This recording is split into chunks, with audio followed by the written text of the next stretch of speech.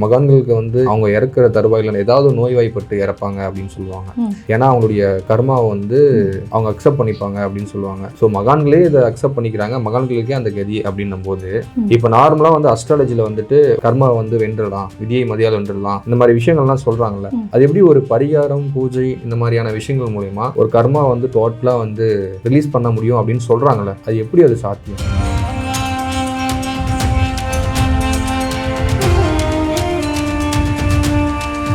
தீர்க்கக்கூடிய கர்மா தீராத கர்மான்ட்டு ஒன்று இருக்கு. அதுக்காக அப்போ பிள்ளை சொன்ன மாதிரி மரணம் கண்டன் இருக்கு. மரணத்தில் தப்பிக்க முடியாது, கண்டத்தில் தப்பிக்கலாம்.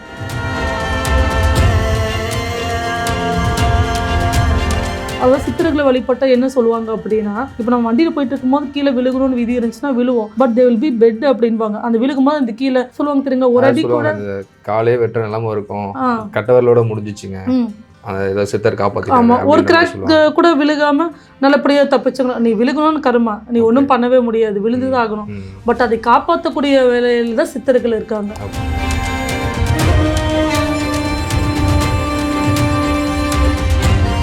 பெண் சாபம் தான் அந்த வம்சத்தையே வந்து உங்களுக்கு இது பண்ணும். எந்த ஃபேமிலியில வந்து ஒரு பெண்ணை வந்து நல்லா வச்சிருக்காங்களோ எந்த பாவமே பிடிக்காது. ஒரு சிம்பிள் ரெமெடி என்ன அதிகபட்சமான கர்மாவே இதுதான்ங்களா? அதிகபட்சம் எக்ஸ்ட்ரீம் லைஃப்ல எங்க பெண் சாபம் உருவாகுதா இருக்குதோ அந்த வீடு வந்து நம்மளால தலை எடுக்க முடியாது.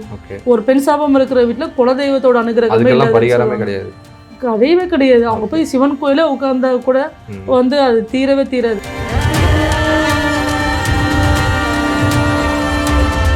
ஒருத்தவங்க மேலே அனாவசியமாக பழி போடுறதோ இல்லை திட்டுறதோ புறம் பேசுறதோ அவங்கள அவதூறாக பேசுறது. இப்போ நம்ம ஒருத்தவங்க திட்டும் போது இது ஏன் சொல்ல வரேன்னா, நம்ம திருப்பி திட்டணும் அப்படின்னு வச்சுக்கோங்களேன், அப்போ மட்டும்தான் ஆத்ம சாந்தி இருக்கும். பட் நம்ம திருப்பி திட்டமிட்டுட்டா நம்மளோட கர்மா அவங்களே எடுத்துக்குவாங்க.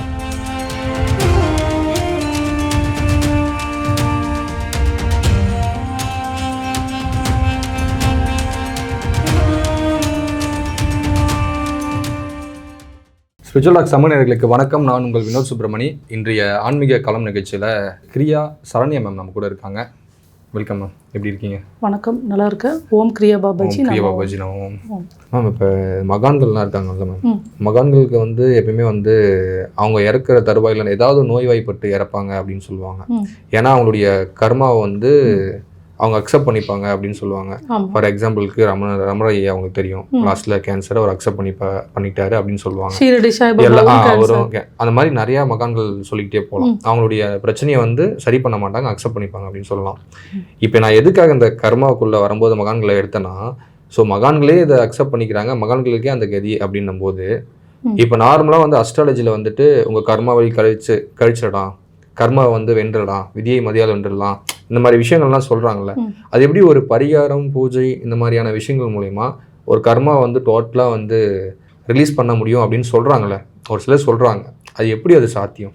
ஏன்னா நீங்க ஒரு அஸ்ட்ராலஜி கிரியா அஸ்ட்ராலஜி பண்றதுனால உங்களுக்கு அந்த கேள்வியை ஆக்சுவலி கண்டிஷன்ஸ் அப்படிங்கிற மாதிரி இந்த சஞ்சீத கர்மா, பிராப்த கர்மா, ஆகாம கர்மான்ட்டு ஒன்று இருக்கு.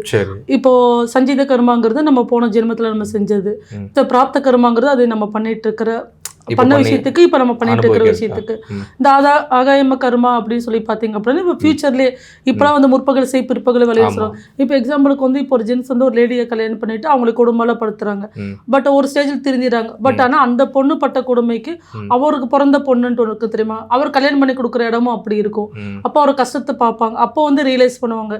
இப்படி தானே இது ஒரு டைலாக் சொல்லுவாங்க தெரியுங்களா, இந்த ஊராம்பளை ஊட்டி வளர்த்த தாம்பளை தானே வளரும். இந்த ஊராம்பளைங்கிறது வந்து வெளியால் கிடையாது, வெளியே வந்திருந்த ஒய்ஃபை நம்ம நல்லா வச்சுக்கிட்டோம்னா நம்ம போல தானா வளரும்னு சொல்லுவாங்க. அதாவது போற இடத்துல அவங்க நல்லா இருப்பாங்க அப்படின்னு சொல்லிட்டு, இன்டேக் அவுட் நல்லா இருந்துச்சுன்னா அவுட் டேக்கும் நல்லா இருக்கும். அப்போ இந்த மாதிரி விஷயங்களை நம்மளோட கண்ட்ரோலுக்குள்ள வரும். இப்போ ஒரு நாட்டில் வந்து ஒரு மகரிஷி வந்து கொஞ்சம் தியானம் பண்ணிட்டு இருந்தாரு. அந்த வழியை அவர் வந்து எப்படின்னா ஃபுல்லாக தியானத்திலேயே தான் இருப்பார். அவருக்கு பசிங்கும் போது கையை மட்டும் நீட்டுவாங்க, ஒரு நேரம் மட்டும் நீட்டுவார், சாப்பாடு கொடுப்பாங்க. அந்த வழியை போன மன்னர் என்ன பண்ணாரு, விளையாட்டுக்கு வந்து அந்த ஒரு மாட்டு சாணத்தை வந்து கையில் வச்சுட்டாரு, அதையே சாப்பிட்டுட்டாங்க.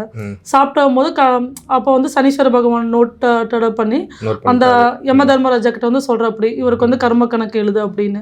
அப்போ அவர் வந்து யம தர்மராஜா வந்து கனவுல சொல்றாரு, நீ வச்ச ஒரு கை வந்து சாணம் வந்து உனக்கு அங்கே மலை மாதிரி கர்மாவை இருக்கு, இதை வந்து நீ மாற்றிக்கோ, உன்னோட கேரக்டர் மாற்றிக்கோ அப்படின்ட்டு ஒரு கான்வர்சேஷன் போகுது. அப்போ அவர் என்ன பண்ணாரு, அந்த மாளிகையை விட்டு வெளியே வந்து மக்களோட மக்களாக இருந்து நிறைய வந்து ஏழை பெண்களுக்கு வந்து ஹெல்ப் பண்ணுறதுக்கு ஆரம்பிச்சுட்டு இருக்கிறார். ஆனால் அது பண்ண கூட குறையவே இல்லை அவரோட கர்மா. ஆனால் வந்து அந்த எல்லோரும் பேசுறதுக்கு ஆரம்பிச்சிட்டாங்க. ஃபர்ஸ்ட் வந்து எல்லா லேடிஸ்லாம் வந்து இவர் வந்து லேடிஸ் கிட்ட தப்பாக அப்ரோச் பண்ணுறதுக்காக வேணே இங்கே வந்து இருக்காரு அப்படின்னு சொல்லி இவர் பேசுறதுக்கு ஆரம்பிக்கவும் பார்த்தீங்கன்னா அந்த மலையாக இருந்த சாணம் வந்து பாதியாக குறைஞ்சிருச்சு. அப்போ வந்து சொல்கிறாரு, யம தர்மராஜாட்டு கம்மியாயிருச்சுன்னு இவர் கேட்குறாரு, நீ புண்ணியம் பண்ணதை விட மற்றவங்க உன்னை பேசும்போது நீ அமைதியாக இருந்த பார்த்தியா, அதில் பாதி கம்மியாயிருச்சு, இன்னும் 4 குவளைகள் மட்டும் இருக்குது அப்படின்னு சொல்லுவாங்க. மறுபடியும் அவர் பண்ணிகிட்டே இருப்பார், குறையாது. அதுக்கப்புறம் அந்த சைடு வந்து 4 பேர் வந்து மறுபடியும் இவரை பற்றி தப்பாக பேசும்போது இவரும் அமைதியாக இருப்பார், இப்போ குறைஞ்சிருச்சு அப்படின்னு சொல்லுவார். ஸோ அந்த கண்டிஷன்ஸ் அப்ளை கூட தீர்க்கக்கூடிய கர்மா தீராத கர்மான்ட்டு ஒன்று இருக்குது. அதுக்கு தான் அப்போ அப்பளே சொன்ன மாதிரி மரணம் கண்டன் இருக்குது. மரணத்தில் தப்பிக்க முடியாது, கண்டத்தால் தப்பிக்கலாம். இப்போ நம்ம ஒருத்தவங்க திட்டும் போது இது ஏன் சொல்ல வரேன்னா, நம்ம திருப்பி திட்டணும் அப்படின்னு வச்சுக்கோங்களேன், அப்போ மட்டும்தான் ஆத்ம சாந்தி இருக்கும். பட் நம்ம திருப்பி திட்டமிட்டுட்டா நம்மளோட கர்மா அவங்களே எடுத்துக்குவாங்க. இதுவும் கர்மா பேஸில் தான் வரும். ஒருத்தவங்க மேலே அனாவசியமாக பழி போடுறதோ இல்லை திட்டுறதோ புறம் பேசுகிறதோ அவங்கள அவதூறாக பேசுறது நிறைய பழி எவ்வளோ, அதெல்லாம் நிறைய பேர் சூசைட்ஸ் கூட பண்ணியிருக்காங்க.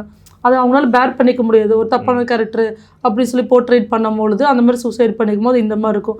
ஸோ மற்றவங்கள பேசுறதை நிப்பாட்டிட்டு நம்ம உண்டு நம்ம வேலை உண்டுன்ட்டு இருந்து நம்மளும் கோயில்களுக்கான விஷயங்கள் நம்மளால் முடிஞ்ச தான தர்மங்கள்லாம் பண்ணும்பொழுது கண்டிப்பாக நம்ம கர்மா கம்மியாகிட்டே வரும். புதுசாக செய்யாமல் பழசை கழிச்சிட்டு வந்தாலே போதுமானது. அப்படின்னா அந்த தீர்க்கக்கூடிய கர்மாக்களை மட்டும் ஜோதிடர்கள் வந்து இந்த மாதிரி வந்து போங்க ஒரு பரிகாரம் பண்ணுங்க அப்படின்ற போது அந்த தீர்க்கக்கூடிய கர்மம் மட்டும் தான் தீருமே தவிர ஒட்டுமொத்த கர்மமும் தீர்க்க முடியாது. இப்போ திருச்சேரி பார்த்தீங்கன்னா கும்பகோணத்துலேருந்து திருவாரூர் போல வந்து கால சர்வேஸ்வரன் சொல்லிட்டு ஒரு சிவன் கோயில் இருக்குது. அது வந்து கடன் நிவர்த்தி ஸ்தலம்னு சொல்லுவாங்க.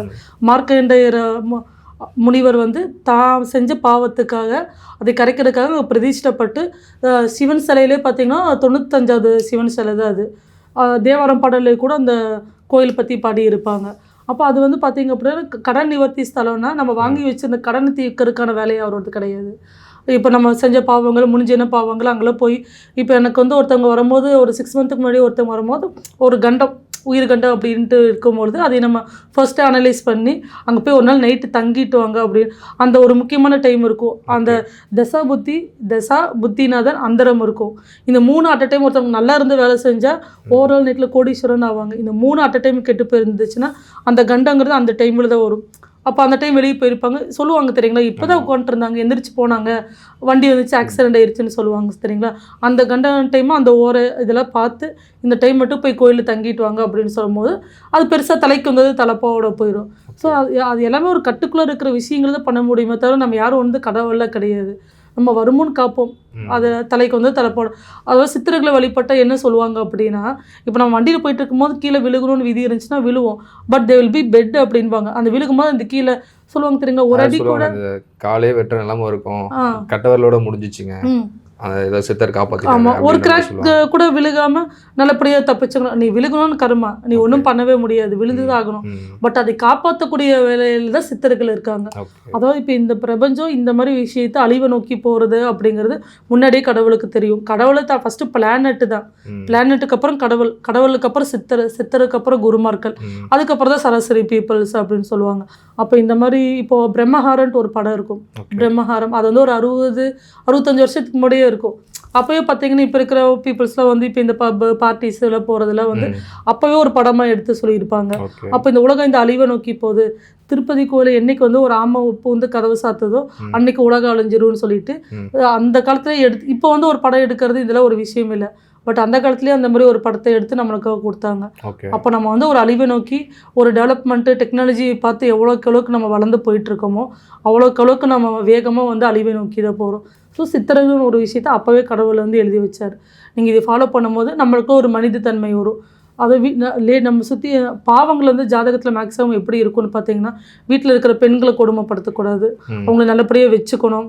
அவங்க வந்து எப்படி சொல்கிறது, ஒரு குழந்தை இல்லை அப்படிங்கிறதுக்காக இன்னொரு கல்யாணம் பண்ணிவிட்டு அவங்கள ஹெல்ப் பண்ணக்கூடாது, அவங்க இருக்கும் போதே இன்னொரு கல்யாணம் பண்ணக்கூடாது. பெண் சாபம் தான் அந்த வம்சத்தையே வந்து உங்களுக்கு இது பண்ணும். சில ஃபேமிலிஸ் இந்த எந்த ஃபேமிலியில் வந்து ஒரு பெண்ணை வந்து நல்லா வச்சுருக்காங்களோ எந்த பாவமே பிடிக்காது. ஒரு சிம்பிள் ரெமெடி என்ன அதிகபட்சமான கர்மாவே இதுதான்றீங்களா? அதிகபட்சம் இல்ல, எக்ஸ்ட்ரீம் லைஃப்ல எங்க பெண் சாபம் உருவாகுதா இருக்குதோ அந்த வீடு வந்து நம்மளால தலை எடுக்க முடியாது. ஒரு பெண் சாபம் இருக்கிற வீட்டுல குலதெய்வத்தோட அனுகிரகமே பரிகாரமே கிடையாது. கிடையவே கிடையாது. அவங்க போய் சிவன் கோயிலே உட்கார்ந்தா கூட வந்து அது தீரவே தீராது. ஒரு வீட்டில் ஒரு லேடி வந்து கண் கலங்குறாங்க, சும்மா அவங்க அழுந்தாங்கன்னா அது அவங்க பிரச்சனை. பட் ஆனால் நம்மளால யாரோ அழுதாங்க அப்படின்னு சொன்னாங்க அப்படின்னா அந்த குடும்பம் வந்து ஏதோ ஒரு விதத்தில் கண்டிப்பாக சஃபர் பண்ணியே ஆகும். கடைசிக்கு ஒய்ஃபை கஷ்டப்படுத்திட்டு பிள்ளைய மட்டும் நல்லா வளர்த்துற ஜென்ஸும் இருக்காங்க. அப்படின்னு பார்த்தீங்கன்னா அந்த பொண்ணை கல்யாணம் பண்ணி கொடுத்ததுக்கப்புறம் அந்த பொண்ணு மூலியமாக தான் இவரை பார்த்து எப்படி சொல்கிறது, நம்ம கண்ணுக்கு முன்னாடி நம்ம குழந்தைங்க கஷ்டப்படுறது பார்க்குறதா வந்து கர்மா. அப்போ அந்த விஷயம் நம்மளை ஹர்ட் பண்ணும் போது தான் தெரியும். அதுக்கு ஒரு வயசு இப்போ இருந்திருக்கும். அதுக்கப்புறம் புரிஞ்சா என்ன புரிஞ்சுக்கிட்டேன்னு அவங்களோட லைஃப் கடந்து போனதுன்னு. ஸோ எந்த வீட்டில் லேடிஸ் நல்லா வச்சுக்கிறாங்களோ அந்த வீட்டில் பாவமே பிடிக்காது.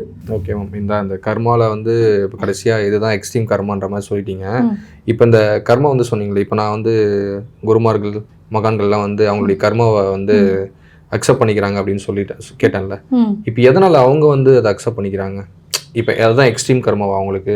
ஆமாம், அவங்களோட பிரார்த்தனை. இப்போ வீட்டில் ஒரு 4 பேர் இருக்காங்க அப்படின்னா வீட்டில் பெரிய பையனுக்கு தான் நிறைய பொறுப்பை கொடுக்கும். 2வது 3வது கடைசியாக இருக்கிறவங்க பார்த்தா பண்ணும். அவங்க வந்துட்டு ஒரு வரம் வாங்கிட்டு வருவாங்க தெரியுங்களா, சுமத்தாங்கின்னு சொல்லுவாங்கல்ல. நம்மளுடைய இதெல்லாத்தையும் எண்ணத்தெல்லாத்தையும் அவங்க தாங்கிக்கிறாங்க. ஆமாம், அது அவங்களோட அதை சொல்ல பார்த்தீங்களா, கேது அந்த அமைப்பு அவங்க ஜாதகத்தில் வந்து ஒரு சித்தராகணும்ட்டு விதி இருக்கும். அப்படி இருக்கும் போது அதை அவங்க அக்செப்ட் பண்ணி தான் ஆகிக்கணும். அதாவது எப்படி இப்போ ஒரு அருணகிரிநாதர் மாதிரி ஒரு பிளே பாய் யாருமே இல்லை. பட் ஆனால் வந்து பார்த்தீங்கன்னா அதுக்கப்புறம் ஒரு மிகப்பெரிய ஒரு ஞானியானார். அது வந்து கடவுள் தேர்ந்தெடுப்பாரு. அந்த நோயால் பாதிக்கப்பட்டாரு. ஆமாம், அதாவது சொல்லுவாங்க தெரியுங்களா, நதி மூலம் ரிஷி மூலம் ஆராய்ச்சி பண்ணக்கூடாது, தண்ணி எங்கேருந்து வருதுன்னு ஆராய்ச்சி கூடாது. ஒரு சித்தரோ ஒரு முனிவரோ அவங்க ஃபேமிலி பேக்ரவுண்டோ இல்லை அவங்க பேக்ரவுண்டோ பார்த்தீங்கன்னா ஃபஸ்ட்டாக தான் இருக்கும்.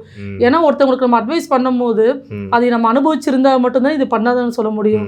இப்போ நான் படிச்சிருந்தா தான் உங்களுக்கு தெரியும். அந்த படிப்புங்கிறது எல்லா விஷயத்துலையுமே இருக்கும், நல்லது கெட்டது. அவங்க எல்லாத்தையும் இப்போ நல்லவங்களை போய் கடவுள் தேர்ந்தெடுத்து பிடிச்சாங்கன்னா அவங்களால சொல்ல முடியாது.